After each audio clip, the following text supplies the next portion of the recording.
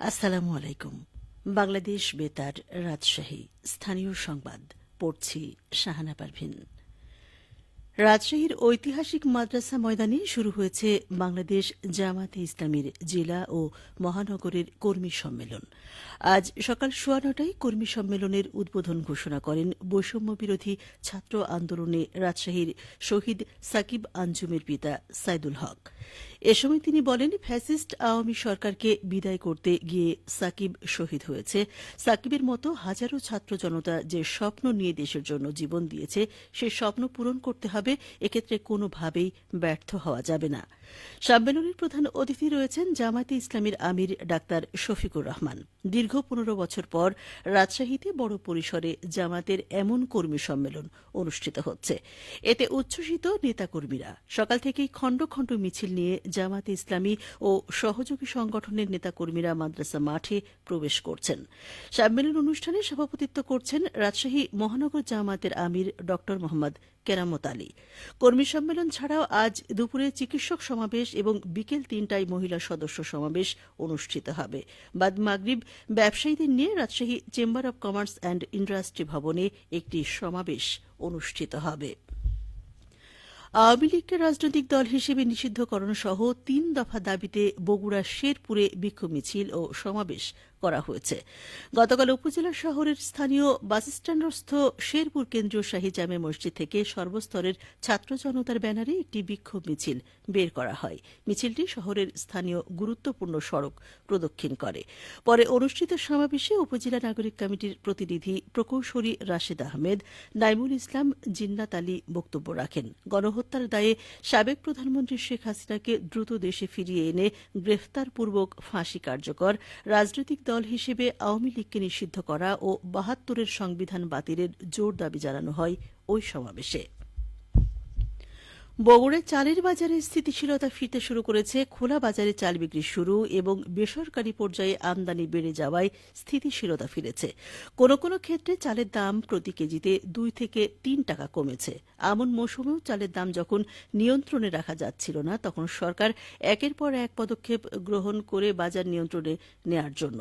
এর আগে চালের বাজারে স্বস্তি ফেরাতে গত বছরের ২০ অক্টোবর চালের উপর বিদ্যমান আমদানি শুল্ক ২৫% থেকে কমিয়ে ১৫%, রেগুলেটরি শুল্ক ২৫% থেকে কমে ৫% এবং আগাম কর ৫% সম্পূর্ণ প্রত্যাহার করেছিল জাতীয় রাজস্ব বোর্ড।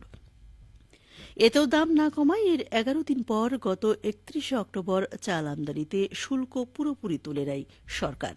চলতি আমন মৌসুমের শুরুতেই চালের বাজার চড়া হওয়ায় সরকার খোলা বাজারের ৩০ টাকা কেজি দরে চাল বিক্রি করে বাজার নিয়ন্ত্রণের পাশাপাশি আমদানি বাড়ানো হয়েছে। আমদানি বেড়ে যাওয়া এবং খোলা বাজারে চাল বিক্রি শুরু হওয়া চালের দাম কমাতে প্রভাব পড়েছে। বগুড়া খাদ্য বিভাগ বলছে, বাজারে চালের কোনো ঘাটতি নাই, চাল মজুদেও ঘাটতি নেই। প্রতিবারের ন্যায় এবারও সিরাজগঞ্জে মিষ্টি আলুর বাম্পার ফলনের আশা করছেন এ অঞ্চলের চাষিরা। চলতি মৌসুমে জেলার ৯টি উপজেলায় ৩৮০ হেক্টর জমিতে মিষ্টি আলু চাষ করা হয়েছে। এর মধ্যে কাজীপুর, বেলকুচি, কামারখন্দ, শাহজাদপুর ও সদর উপজেলার যমুনা ও শাখা নদীর বুকে জেগে ওঠা চরাঞ্চলেই এ চাষাবাদ বেশি হয়েছে। অগ্রহায়ণ মাসে জমিতে মিষ্টি আলুর বীজ রোপণ করা হয় এবং কয়েক মাস পরেই এ ফসল উত্তোলন করা হয়। অন্যান্য ফসলের চেয়ে এই চাষাবাদে পরিশ্রম ও খরচ কম, লাভ বেশি।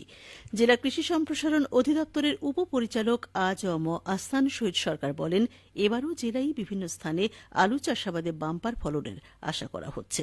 এ চাষাবাদে কৃষকদের নানা পরামর্শ দেয়া হচ্ছে। আবহাওয়া অনুকূলে থাকায় উৎপাদন লক্ষ্যমাত্রা ছাড়িয়ে যাবে বলে আশা করা হচ্ছে।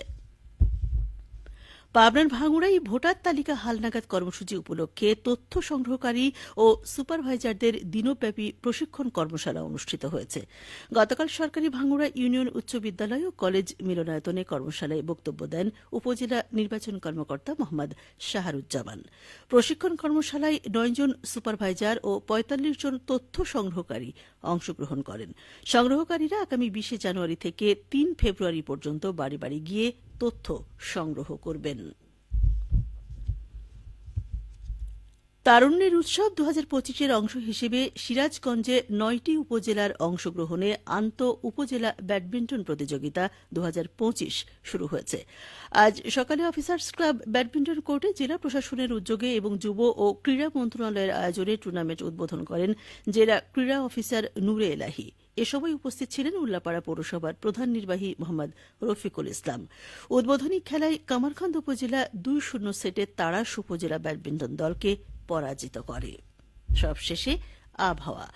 আজ দুপুর 12টায় রাজশাহীতে তাপমাত্রা ছিল 23.8 ডিগ্রি সেলসিয়াস। এ সময় বাতাসে আপেক্ষিক আর্দ্রতার পরিমাণ ছিল 57%।